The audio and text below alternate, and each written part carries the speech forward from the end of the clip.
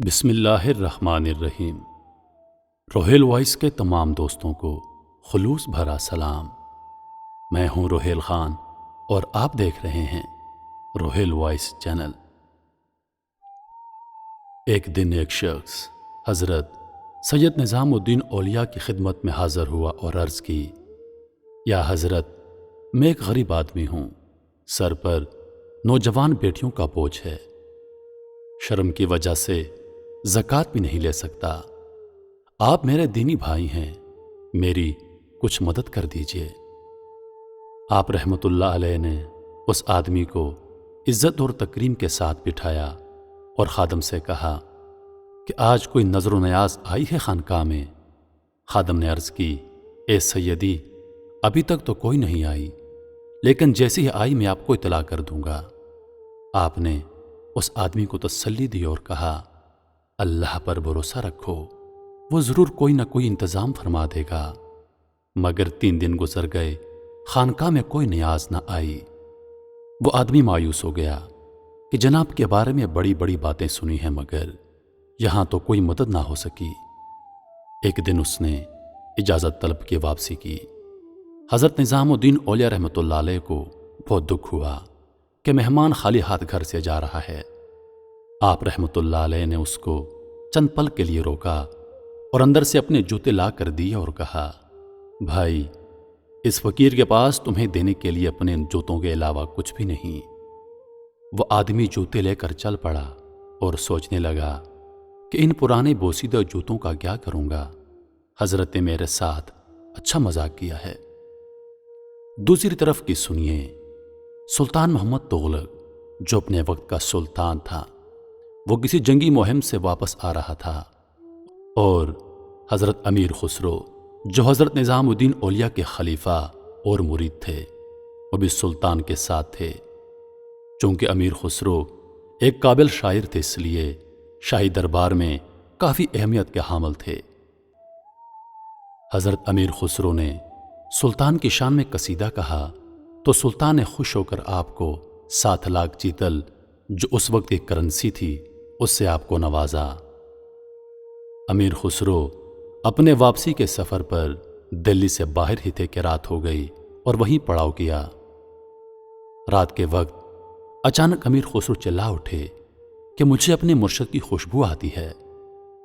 لوگ بولے، اے امیر، حضرت نظام الدین اولیاء یہاں سے کافی دور ہیں، تو آپ کو ان کی خوشبو کیسے آ گئی؟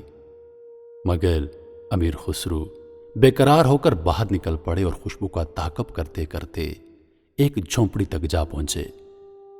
جھونپڑی میں ایک آدمی اپنے سر کے نیچے کچھ رکھ کر سویا ہوا تھا اور خوشبو وہیں سے آ رہی تھی۔ امیر خسرو نے اس کو جگایا اور پوچھا، تم حضرت نظام الدین اولیاء کی خانقاہ سے آ رہے ہو نا؟ وہ آدمی آنکھیں ملتا ہوا بولا، ہاں۔ آپ نے اشتیاق سے پوچھا، کیسے ہیں میرے مرشد؟ وہ شخص بولا، وہ تو ٹھیک ہیں، میں ان کے پاس مدد کے لیے گیا تھا، مگر اور کچھ تو دیا نہیں، ہاں، اپنے پرانے بوسیدہ جوتے ضرور دیے۔ یہ سنتے ہی امیر خسرو کی حالت غیر ہو گئی اور کہنے لگے، کہاں ہیں میرے مرشد کے نالین؟ اس آدمی نے ایک کپڑا کھول کر دکھا دیا۔ امیر خسرو نے ان کو پکڑا، چوما اور اپنی آنکھوں سے لگایا اور کہنے لگے، کیا تو ان کو بیچے گا؟ اس نے کہا، امیر، کیوں مذاق اڑاتے ہو؟ 3 دن سے میرا مذاق اڑایا جا رہا ہے، اب آپ بھی میرا مذاق اڑاتے ہیں۔ امیر خسرو بولے، مذاق نہیں، میرے پاس اس وقت 7 لاکھ چیتل ہیں، وہ لے لو، مگر میرے مرشد کے نالین یعنی جوتے مجھے دے دو۔ اگر چاہو تو میرے ساتھ واپس دلی چلے جاؤ، اتنی ہی رقم تم کو اور دے دوں گا۔ 7 لاکھ چیتل کا سن کر وہ آدمی چکرا گیا اور بولا، نہیں، یہ میرے لیے کافی ہیں، میرا گزارا تو چند ہزار سے ہو جائے گا۔ مگر امیر خسرو نے زبردستی اس کو 7 لاکھ چیتل دیے اور ساتھ میں سپاہی اور تحریر دی تاکہ کوئی اس پر شک نہ کر سکے۔ اور پھر امیر خسرو اس حالت میں خانقاہ مرشد میں داخل ہوئے کہ جوتے اپنی دستار میں لپیٹ رکھے تھے اور سر پر رکھے چلے آ رہے تھے اور زارو قطع رو رہے تھے۔ حضرت نظام الدین اولیاء نے مسکراتے ہوئے پوچھا، خسرو ہمارے لیے کیا لائے ہو؟ امیر خسرو نے جواب دیا، سیدی آپ کے نالین لایا ہوں۔ کہا، کتنے میں خریدے؟ جواب دیا، مرشد 7 لاکھ چیتل۔ مرشد نے عرض کی، بہت ارزاں لائے ہو۔ امیر خسرو مسکراتے ہوئے بولے، اے سیدی 7 لاکھ چیتل تو بہت کم ہیں، اگر وہ آدمی میری جان بھی مانگتا تو میں جان دے کر نالین مرشد حاصل کر لیتا۔ میرے محترم عزیز دوستو، یہ تھی امیر خسرو کی اپنے مرشد سے محبت اور حضرت نظام الدین اولیاء کا مقام معرفت، جس کی وجہ سے ان کو محبوب الہی کہا جاتا ہے۔